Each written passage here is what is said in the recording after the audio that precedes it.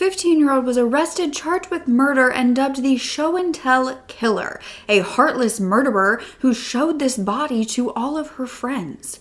Yet decades later, she was pardoned when the truth was revealed about the teen, the victim, the accomplices, and the teen's unbelievable past. It turned out that this killer might have been better suited for the title of survivor instead. This video is because of the book that Sandy Shaw herself just released. She wrote a book called Life Without. This child at this time witnessed multiple murders before being convicted as a killer. She was a survivor long before that. So I am very interested to hear your guys' thoughts on this case. And this is about the wrongful conviction of a 15-year-old girl.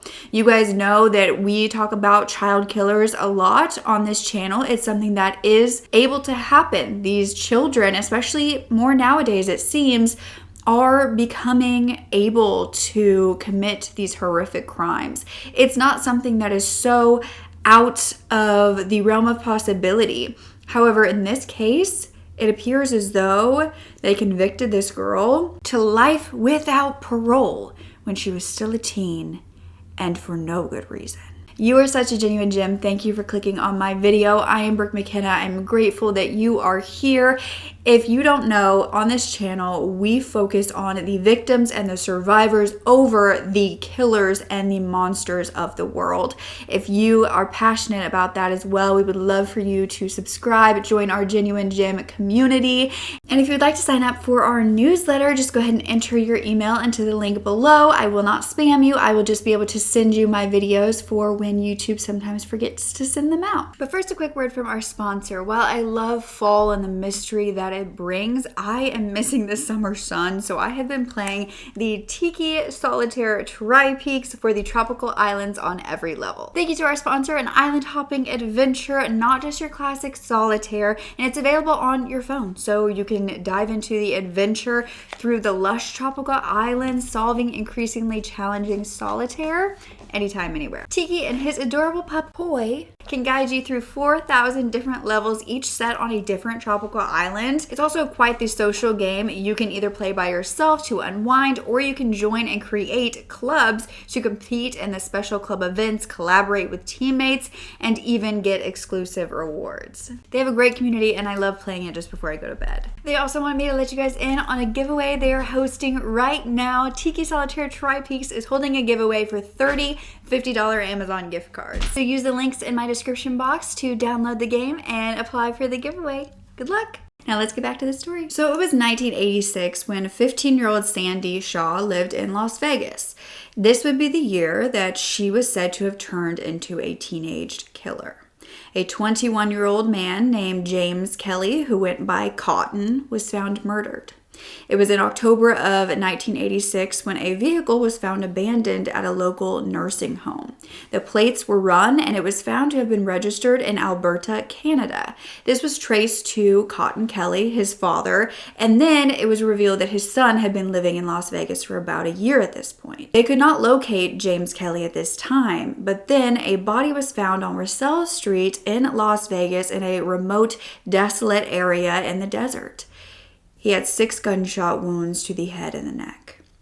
Quickly putting these pieces together, he was identified. His wallet was actually found about a mile away from his body, and it appeared as though he had been murdered on September 29th. 5 days later, investigators brought in a 15-year-old for interrogation. The Las Vegas Police Department told her that they believed she had killed this man. At 15, she was being questioned without a parent, and she told the police every single time that she did not do it. Sandy eventually told them that she was actually hitchhiking, and 2 guys gave her a ride in their Cadillac, and they told her that they had killed some guy. 4 hours later, police told Sandy that they had arrested 2 of her friends and one had signed a formal statement giving all of them up as the murderers. Their story was much different than Sandy's. When Sandy's mother was called, the only thing that she said to this police officer was, "Oh God, no, don't tell me that poor kid witnessed another murder." The statement shocked police, who then informed her that she was going to be arrested for murder. How many times? I mean, I'm 48 years old. I've never seen anyone in my lifetime get shot. I mean, what are the odds? So I went down and I find out that she's the one being charged with it. Can't tell you how bad that hurt to know my daughter was involved and a man's life had been taken. The media wrote that Sandy was a teenage temptress and that they had uncovered that Sandy had taken all of her friends to see this body, which is why they dubbed it the show and tell murder. The press wrote this story that the victim Cotton had won a lot of money gambling and that they set him up to rob him for this. In total, it was said to be about $1,400 to $1,600. 15-year-old Sandy Shaw, as well as 18-year-old Troy Kell and 18-year-old William Merritt, who went by Billy, were all arrested for murder. It was theorized that Sandy was the mastermind who had asked her childhood best friend Troy to rough Cotton up to get him to stop asking her out on dates. She then lured him to the crime scene, allegedly to get him killed. The next year, 15-year-old Sandy Shaw was going to trial for murder, and her lawyer turned out to be a man who had never tried a criminal case before. Sandy claimed that Troy was very upset because Cotton was an adult. Sandy was a 15-year-old, and Cotton was asking her to photograph nude. He refused to leave her alone, and he had been stalking and harassing her for months prior. Sandy said Troy didn't know Cotton, and that after the murder, all three of the individuals were very nervous. She said she was not involved in the actual murder. After the first shot, Cotton moaned and hit the ground, and there was another shot, and then Billy yelled, "Get him down, Troy, get him down." And at the same time that was being said, there was 2 more shots. What did you do? There was nothing I could do. It was all behind. Everything was behind me. I was on the ground. It was all behind me. What did you do? I was screaming. While in jail, while Sandy was going through this trial, her and her mother had actually called the Clark County District Attorney, Dan Seaton, who was the prosecutor in the trial, and they had recorded this. They allegedly asked him why he was telling the media that she was this killer when he knew it wasn't true. This man allegedly told her on this recording, "I know you didn't kill anybody. In fact, I'm sure if I let you out of that cell right now, you wouldn't commit a crime for the rest of your life. But this is my job and I plan to make an example out of you." And this was not used as evidence at the trial. However, there was a ton of things that were not done properly, as it was believed that Sandy's defense attorney didn't really know what he was doing. Sandy was then convicted of murder at 15 years old. She was sentenced to 2 life terms without parole, and she became the youngest female ever sent to adult prison in Nevada. While one of her alleged accomplices, Billy, was out after 4 years, her other accomplice, Troy, was given life without parole, just like her, but then later sentenced to death in another murder. Meanwhile, Sandy was in prison for decades before she was pardoned for that very murder. It wasn't at all what it seemed. Sandy, in fact, might have been better suited for the title of survivor, not killer. So let's dive into Sandy's childhood, starting from the very beginning, because every single detail is important and crazy. Sandy had a very tumultuous childhood prior to all of this, and her luck was only going to get worse. Sandy was born to a junior in high school. She ended up marrying Sandy's father very young. As a child, Sandy remembered her father, Mike, beating her mother, Connie, and Sandy would start bawling. Her mother would tell her that he just got mean when he was drinking, and he never actually hurt her. She would later realize her father likely had PTSD from his time being a soldier, but that did not excuse the abuse. Sandy remembered that no one ever heard her mom's screams. The police never came to rescue her. And it wasn't until an incident when Sandy was 3, where her mother was actually in her bedroom hiding from her father, that Mike broke down the door and started dragging Connie along the ground. Sandy was actually attached to her mother, trying to help, as her father began to beat her mother in front of her, leaving her with a broken nose, multiple fractures to her cheek and jaw. He looked down and he noticed that little Sandy was there in the room. That is when he left and Connie went to the hospital before going to the courthouse to file for legal separation and a restraining order. But due to Mike not ever getting violent with Sandy and her brother Shane, he was granted visits.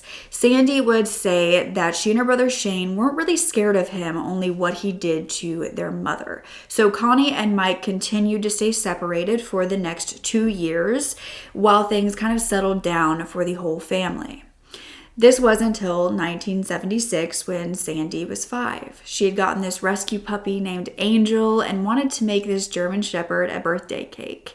It was all pretend. She was only 5. It was toilet paper actually stacked up on top of each other. But that's when she found a lighter, and knowing that that's what you do to candles on a birthday cake, this ended up with the entire trailer they were living in up in flames. Sandy, Shane, and her mother all survived. However, all of their belongings and likely that little rescue dog did not make it. Soon after, their mother's car broke down. Mike had heard all about this and called Connie and told her he would take the kids off of her plate for a while so she could get back on her feet, get a place to stay, etc. However, as soon as he had the children back in his custody, he filed for legal custody, claiming that Connie was an unfit mother because she let Sandy play with the matches. Connie couldn't afford a lawyer to fight back, but she still planned on somehow fighting for her children. Shane and Sandy didn't understand what was going on, why they could not see their mother, who they had been with full-time previously. Sandy remembered hearing that in these hearings for custody, her father would be lying, and she would know he was lying because he would talk about conversations that Mike and Connie had together. And Sandy remembered those conversations and knew that it was nothing like what he was saying. However, the judge was believing his lies. Her mother told the judge of the abuse towards her, but he stated there was no documentation of this. Sandy was then asked by the judge where she would rather live, but at 5 years old, she said both of them. Mike Shaw was then awarded custody of the kids, with the mother getting visitations. This was the way it was for the next 3 years. Meanwhile, her mother Connie, with her new boyfriend Bill, had a little baby girl named Nicole. Then when Sandy was 8, her mother planned a trip for her and her brother to go see their grandparents. She came and picked them up from Wisconsin with Mike's approval, and they all hopped on a plane together. That's when Sandy remembered her mother calling her father Mike and letting him know that they weren't going on vacation. She was moving them to Las Vegas and hoped to never see him again. They were moving closer to Connie's family, in fact, next door to her older brother and right across the street from her parents' home. Their stepdad Bill and baby Nicole also came and joined them the next day. So Sandy had essentially been kidnapped by her own mother, but she was happy. She began making friends in Las Vegas as soon as they arrived. In fact, there was this neighborhood boy who was about 3 years older than her named Troy Kell. He was described as the protector of kids in the neighborhood. He considered himself an Indian warrior, and his friends were like his tribe. Troy Kell lived with his father, and when he met Connie, he actually asked her if she could be his mom, since he didn't have a mom figure. Connie said, of course, that was okay, and as they got older, he would always give Connie a card and some flowers for Mother's Day every single year, even as they moved away. Soon enough, Connie was kicking her new husband, Bill, out of the home because he was refusing to get a job and financially contribute to the family. So Sandy remembered that day, Bill actually tried to sneak back into the home to take Nicole with him. She was still a baby. She couldn't do anything. Connie was in the other room and Sandy was in the kitchen watching this, and she began screaming to her mom that Bill was taking Nicole. She, in fact, tried to stop Bill. She was grabbing his arm. He shoved her to the floor. She got back up, clung to his neck, and he shook her off. Once again, she got up, but he slammed the door in her face, and she started hobbling outside, screaming at him to stop while baby Nicole was crying. He got Nicole into the car and was about to leave when Sandy jumped through the open window, grabbed his hair, and held on for dear life for her sister. This gave her mother enough time to come running out of the home with a weapon. She got a claw hammer, and her brother and father, who she called, also arrived just in time. They ended up fighting with Bill, and Sandy then grabbed Nicole out of the vehicle and took her inside. Bill Lynch, their stepfather, Nicole's father, then left their lives and they never heard from him again. However, the chaos did not stop for Sandy. By Christmas of 1979, her father Mike showed up in a strange car in Las Vegas and told Sandy and Shane, who were playing outside, to get in with him. He told them he was taking them for a surprise, but then he parked at the airport where he called their mom to let her know he was taking them back to Wisconsin with him. When the kids started telling him that they didn't want to do that, they were old enough to vocalize this, he said that their mother would go to jail if she resisted because he had legal custody. So Connie had no way to legally fight back at this time, and they went with their father. Almost exactly a year later, Connie arrived to Wisconsin to take them back. The kids were actually very excited to go back to Vegas, and Mike got a call this time saying that the kids were now with her. Sandy would later say that she was happy to be back in Las Vegas, but if she knew what would happen a few years later there, she would have never gone back. Mike finally agreed to give Connie full custody of the kids at this time, and they were legally able to stay in Nevada. In 1984, Sandy was a preteen. She had continued to be friends with the kids she had first met when they moved to Vegas, people like Troy Kell, and also a girl named Jessica Mallon, who she became best friends with. However, on September 23rd of 1984, when Sandy was 13, she went to a sleepover at her friend Jessica's home. Jessica's mother, Virginia, and her stepdad, Alex Egid, were going to be there that night, as they were often. Jessica's family actually lived in a very wealthy neighborhood of Rancho Circle, and her stepdad, Alex, was quite a wealthy man. He made his fortune with variety stores in Philadelphia, and then he moved to Las Vegas to open more stores before selling his company and his share. He then became partner of Misco, a Las Vegas cable TV company. So they were very well off, but it turned out that Virginia and Alex were having marital issues around this time, and that night would be anything but an innocent childhood sleepover. It would be a triple homicide, and not the last murder that Sandy Shaw would witness. That night, Jessica and Sandy, both 13 years old, were at home with Alex and Virginia. Virginia went out with her friends for a while. They were playing a game of backgammon with Alex before they decided to go to bed. Virginia was out with her friends, but she would knock on the door of her own home around midnight that night. The teen girls had just woken up to get some food from the kitchen, so they answered the door. Virginia told her daughter Jessica that they were going to spend the night with one of Virginia's friends. In fact, she was out in the car, so they needed to go and get their stuff. So it was Virginia, her friend Betty was next to her, and then there were two friends, Nina and Jake, in the car that were waiting for them. So Betty decided to go inside to help the girls get ready, as Virginia was not coming inside. All of these friends would later be identified as Jack Levy, Nina Swartz, and Betty DeFore. Betty took the girls up to their rooms to get clothes and kept telling them to move quickly and quietly.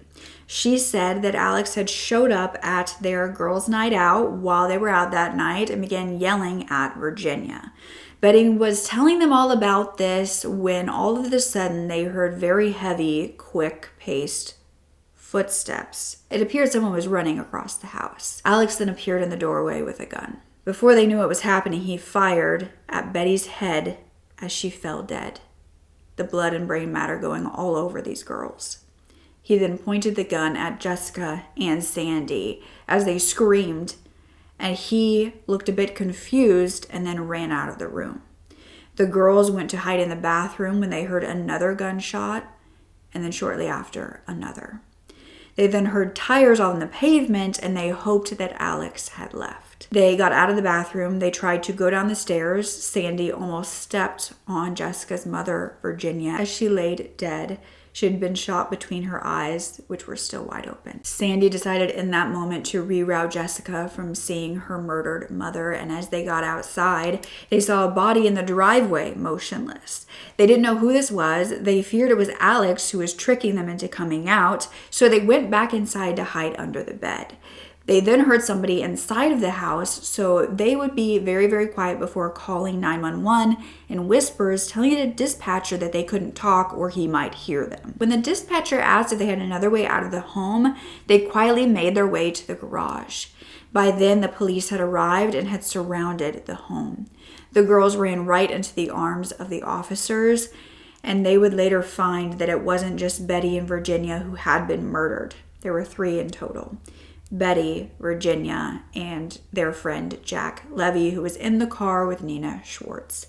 Nina had actually been slumped down smoking in the car when Alex ran outside, saw Jack, and shot him in the driver's seat, not seeing Nina. Nina had pushed Jack out of the driver's seat, got into it herself, and sped away to get help, which were the tires on the pavement. She ultimately could have saved the girls' lives that night because Alex had come back into that home.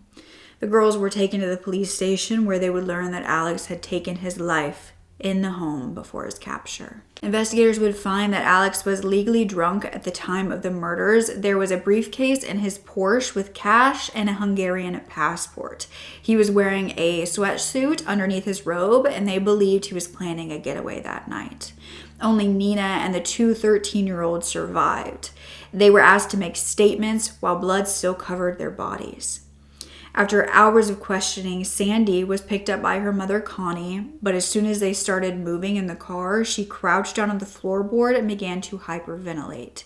She was afraid that Alex was coming to get her, even though she was reminded he was dead. That's when the night terrors began, the psychotic intrusions, and the PTSD. She began seeing Alex on occasion, believing he was going to kill her. She called these daymares and was later diagnosed with psychotic intrusions. She started ditching school at this time. She was getting high. She was sleeping in her mother's bed. She was not doing well mentally. Sandy was kicked out of multiple schools, and by 14 in 1985, when Sandy was meant to be babysitting her baby sister, she instead took her out of the house to a house party and drove them there without a license. At that point, her mother decided to send her back to live with her father in Wisconsin. This only lasted a month before Sandy began fighting with his father's new wife and sent her back to Vegas with her mother. 3 months later, in January of 1986, Sandy would witness yet another shooting, allegedly.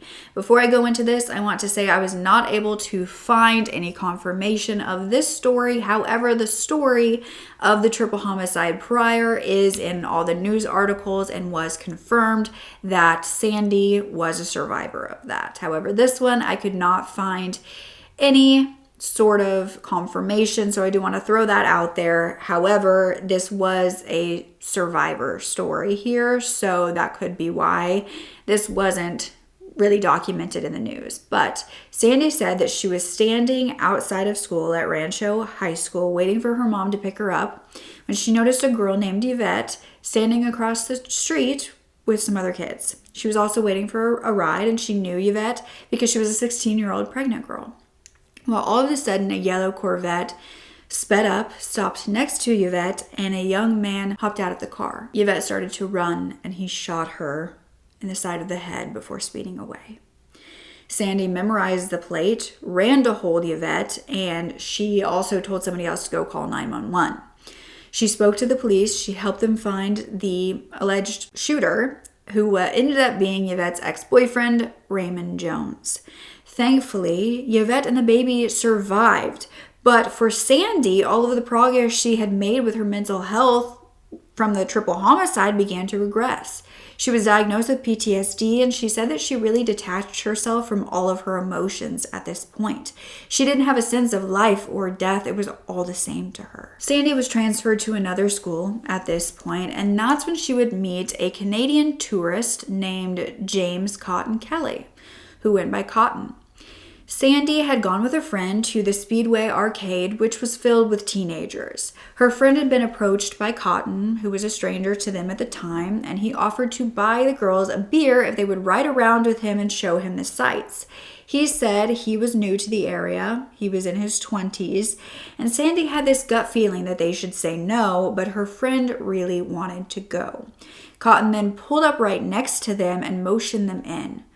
So Sandy and her friend got in, and when he began to flirt with her friend, Sandy reminded him that they were only 14, and his response was, "Doesn't bother me if it doesn't bother you." Sandy began asking him to drop her off, but Cotton then drove the girls all the way to the Hoover Dam, asking Sandy's friend to get out with him and walk around. Sandy was left alone, and she eventually got a taxi cab home. But that was only the first time she met Cotton. By 1986, Sandy was finding out that the Las Vegas police weren't going to save her. They weren't even going to help her. Not with the attempted SA from a boy she went to school with, and not from the stalker who wouldn't leave her alone. By August of 1986, Sandy would come face to face with a man she had met before and hoped to never see again, Cotton Kelly. While she tried to ignore him, he very much remembered her, and he asked her to make it up to her that she got in trouble with her mother that night by taking her out on a date. Sandy rejected him, but she didn't know that her friend with her had already been bribed into giving this grown adult man her number. So the calls began. They were every day, multiple times a day. Then she saw him outside of her window. Sandy's mother, Connie, even took her to the police after hearing these phone calls to get a restraining order. But they told her if he didn't hurt her, there was nothing the police could do. Sandy decided that she needed some protection from this man. She had no father figure at this time, and the only person she could think of was her childhood protector, her neighbor, Troy Kell. Troy had once told Connie, "Mom, you don't ever have to worry about Sandy when she's with me. Nothing bad will ever happen to her when I'm around." Now, Troy was going to keep his word in one way and completely destroy it in another. A month later, Cotton was still stalking Sandy. So Troy and Sandy decided that he basically needed slapping to run him off. But Troy said that it needed to be secluded, and he needed Sandy to lure Cotton there. So Sandy would explain in her book that on September 29th of 1986, Cotton had called Sandy as he always did, and Sandy finally agreed to go out on a date with him. She lied to her mother. Obviously, she couldn't say she was going on a date with her stalker, so she said she was going to buy snacks and got into Cotton's car around 7 p.m. She told him that she needed to go meet a friend to get antibiotics. She had a cut on her hand, and she didn't have money to go to the doctor. So they met this friend at Circle K on Jones Boulevard, and Troy said that the meds were actually at his mom's house that was just up the road. But Troy actually had a friend with him named Billy, and Sandy didn't know this person. Cotton then began driving them on Russell Street. Sandy was then signaled, like they had discussed, where Troy kneed her in the back of the seat to let her know that she needed to ask Cotton to pull over because she had to go to the bathroom. She then got out, and she was to just be walking away. She didn't want to see this fight that they were about to have. That was the plan. However, changing the plan, Billy came running after her, telling her to pretend she hurt her leg. She ended up telling him that that was not the plan, and that she, in fact, didn't even want to go through with the fight. She just didn't trust Cotton. But Billy then called Troy over, saying that she was hurt, and so Cotton came running over as well. As Sandy pretended she was hurt with nothing else to do, she alleged that she heard a gunshot ring out right next to her. Billy then told Troy to get him, and he shot several more times. Sandy said she began to run away. She looked back and she saw Cotton unmoving on the ground, and she screamed, "What did you just do, Troy?" But Troy was said to shrug his shoulders, saying nothing. That's when they started heading back to Cotton's car, and then they had to go back to get the keys out of his pocket. So Sandy took that moment to hide because she knew that she was a witness and they could kill her too. She began hiding, but Billy found her, grabbed her, and took her to the car. Billy, on the way home, was talking about that the first to be caught would take the blame. They threw Cotton's wallet about a mile away from the body out the window, and they dropped Sandy off at home.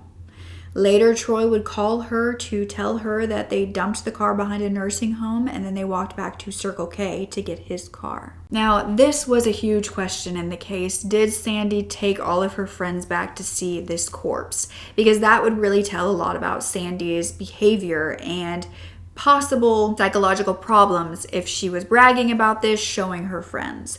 Well, Sandy said that when she woke up the next morning, she was already struggling with PTSD, these psychotic intrusions from the triple homicide, that she didn't know if any of that happened the night prior was real. So she decided to ask one of her classmates and her friend, Dave Fletcher, to drive her back to the crime scene to see if he was there. Dave and Sandy would be certain of what they were seeing, and that was a corpse laying in the desert. Dave promised not to tell on her, but said she needed to go to the police. But Sandy didn't trust the police, and that was going back to when she was young and her mother was being abused by her father. 5 days later, on October 4th of 1986, Sandy was taken from her home to the police station, where she gave her first false statement to police. When her mom arrived, she was telling her she didn't do it, and she told her mom everything. She was then booked for felony murder. And it turned out that it wasn't actually Sandy's friend Dave that turned her in. It was another friend of hers named Stacy. A few days after Sandy had witnessed the murder of Cotton, she was actually with Stacy, who began yelling at somebody that she was going to kill them, just being dramatic and a teen. And that is when Sandy looked at her and said, "Why does everybody want to kill everybody?" before she began beating Stacy up. Stacy said she would be sorry for it. And the next morning, Stacy allegedly went to the police station and told them, "I know there's a dead body and I know who killed him, a girl named Sandy Shaw." She was the one that took them to Cotton's body because Dave had taken a few of the classmates to see the body, including Stacy, and had told them what Sandy had told him. However, this statement was not what Sandy had told him. This statement that Stacy was giving to the police was a completely different one. Stacy told the officer, "Sandy Shaw told me that she shot him between the eyes, slit his throat, and blew up his car with dynamite, and I know where she lives." Stacy was also the same girl who gave Sandy's number to Cotton in the first place. All that Stacy said was not true. They knew he didn't have a gunshot between the eyes, his throat was not slit, and his car had not been blown up. So Sandy was in jail for murder at 15 years old for use of a deadly weapon, robbery with use of a deadly weapon, conspiracy to commit murder, and conspiracy to commit armed robbery. She said she had never held a gun in her hands. Sandy was being charged as a juvenile for murder with the use of a deadly weapon and robbery with a deadly weapon. But due to that murder charge, she was being tried as an adult. So her trial began on February 9th of 1986, and by the second day, she was being offered a plea deal for second-degree murder and a 20-year sentence. Her attorney, however, Ralph Rohe, was the one with 0 criminal cases under his belt, and he told her that she was just a kid who didn't kill anybody and that the jury would never convict her. So she should turn this down, and she did. That would be what Sandy would call one of her biggest mistakes. The prosecution in her trial would tell the story of Cotton Kelly being a victim, and that the relationship between Sandy and Cotton was not one of stalking. In fact, he did not speak of the stalking at all, but that Sandy was trying to get money out of him. She wanted to rob him of the $1,400, and then when it went wrong, that's when they murdered him. However, this was after that same prosecutor had tried Troy Kell, the accomplice, and had Billy, the other accomplice, as a witness. And Billy confirmed the same story as Troy and as Sandy, that they were not there to rob him. Sandy would state in her book that the prosecution brought up multiple witnesses that she didn't even know. She had never met these people who claimed that she had told them about the murder. But they then brought her ex-friend Stacy forward, the one who had gone to police. Stacy repeated the same statement, saying that Sandy allegedly told her about killing him. Sandy jumped up in the courtroom and yelled, "You lying A, B." Dave Fletcher then testified that Stacy's testimony was false and that she had even called him crying, saying that she lied in her testimony. But then Dave, who was on Sandy's side the entire time, switched. The court had gone to recess, and when they returned, Dave changed his testimony and stated that Sandy was joking about the murder and bragging about firing one of the shots. He had never said this before.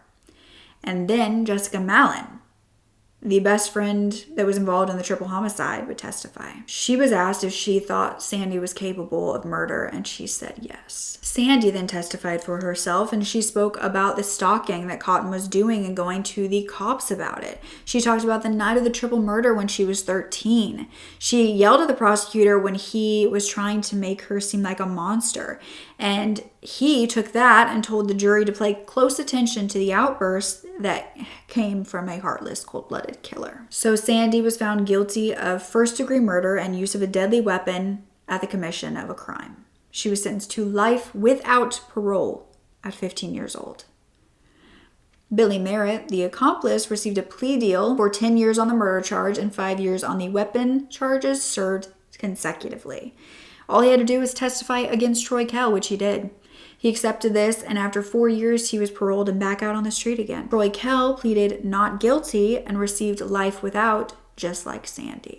At the trial, they told the jury not to allow my angelic looks to fool them, that the person I appeared to be was not who I really was, that in fact I was a cold-blooded killer. How did that make you feel?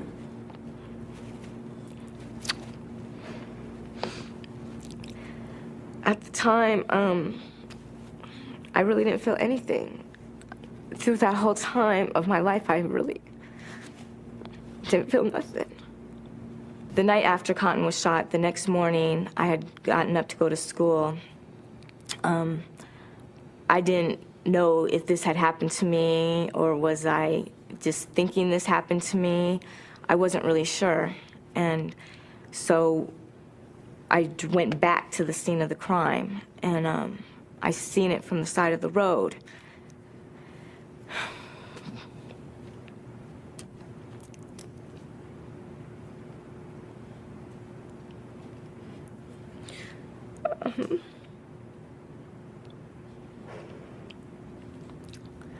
But it still wasn't real. That became known as the show and tell murder. Right. How did it get that name? The girl was in high school at the time, and I wasn't. I had already dropped out of school. She had some girlfriends from school that she knew, that they both knew the man prior, and, you know, kids kind of, I don't know, brag about what happens, you know, remember that guy, and, well, he's, you know, dead out in the desert, and, you know, they don't believe her. So she decided to take him out there and see the guy, and they offered me a life with the possibility of parole on a plea agreement, and being stubborn and kind of thinking I knew everything at the time, I didn't take it. I thought that 10 to 15 years was the rest of my life at 18 years old. And in reality, it's not. You know, you can start over again. In 1994, Sandy was sentenced to 2 life sentences with the possibility of parole after appeals. That same year, Troy Kell committed another murder while in prison. He stabbed a fellow inmate 67 times with a homemade shank. This was believed to be a race-related altercation. Troy had joined a racist community, a brotherhood, and Troy said that this man, who was Lonnie Blackmon, had threatened him to kill him, so he killed him first. Sandy was actually subpoenaed to testify at this trial, and Troy was sentenced to death. He is now currently on death row. But around this time, Sandy was also diagnosed with the PTSD and conduct disorder. She began getting prison counseling. And in 1999, Sandy was paroled on the murder charge, but not yet for the weapons charge. Inside, she had earned a high school diploma and 2 associate's degrees in arts and business. By 2002, Sandy received a packet in the mail. This was proof of illegal and unethical actions that got her convicted. The Las Vegas Police Department homicide detective David Hatch had written a letter to the Nevada Board of Pardons stating that he had never written on behalf of an inmate before, and he didn't even talk to Sandy. But he believed Sandy got a raw deal. Among this information he had compiled, allegedly, it was uncovered that this victim, this murder victim, James Cotton Kelly, was not who he claimed to be at all. Police had actually known prior to finding his body that Cotton was actually a man named James Thede.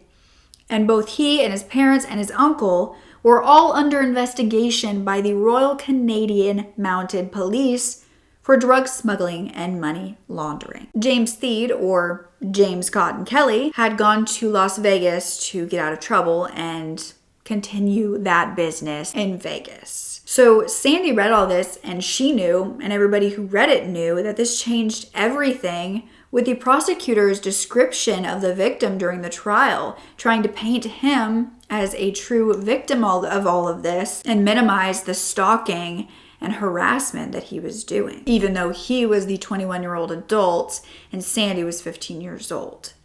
In this packet, an affidavit from 1988, so just 2 years after the murder, was found where Troy Kell had stated that Sandy never had prior knowledge of a weapon being in his possession, nor did she have knowledge of the gun being in the car or that it was ever going to be used. She had no knowledge he intended to kill the victim. He himself had said this prior to Sandy's conviction, and this was never brought up at her trial. However, in 2004, she had a parole hearing, and she was still denied parole. By 2007, 20 years that Sandy had been in jail, witnesses for the prosecution all the way back at Sandy's trial would start backtracking. Dave Fletcher would finally admit that he lied at the trial, saying that Sandy bragged about the murder. He admitted that Sandy never went back to the scene with anyone but him, and that the prosecution had him change his testimony by threatening him with grand theft for taking the victim's watch and ring. Jessica Mallins, the triple homicide survivor, wrote to the parole board saying that the night at her house of the triple homicide probably ruined Sandy's life. She believed Sandy should be released. A jailhouse informant that had testified at Sandy's trial named Thomas testified for the prosecution, and years later he stated he lied and he knew Sandy didn't kill anybody because Troy had told him the whole story, that he did it. So Thomas then wrote Sandy a letter stating that the prosecution was intimidating him to lie on the stand by saying they would give him more time. This prosecutor was believed to intimidate these witnesses over and over again. By 2008, Sandy had spent 20 years behind bars, but she was released. However, she would be on lifetime parole, so still not technically free. Dave Fletcher helped her get a job. I didn't take anybody's life, so there's absolutely no way that I'm going to go to prison. I still accept full responsibility, that his life was taken. I do accept responsibility for that. And but as far as legal proceedings go, I do plan to proceed to go forward with that, and only because maybe more for I just feel like there's some rights that need, some wrongs that need to be right. And that same year, Billy Merritt, who had been released after 4 years, was back in prison for the rape and kidnapping of his girlfriend. He was given life without parole. For the next 15 years, Sandy remained on parole until 2022, when she was finally pardoned for her crimes. She is now in her 50s. She has a job as a dispatcher and office manager. She lives with her 2 pit bull mixes, who she calls her children. She has written this book to correct years of false narratives surrounding her and this case and to set them straight. Do you believe that this was a miscarriage of justice? Do you have a hard time seeing the truth? Was she a killer? Was she a survivor? Was she both?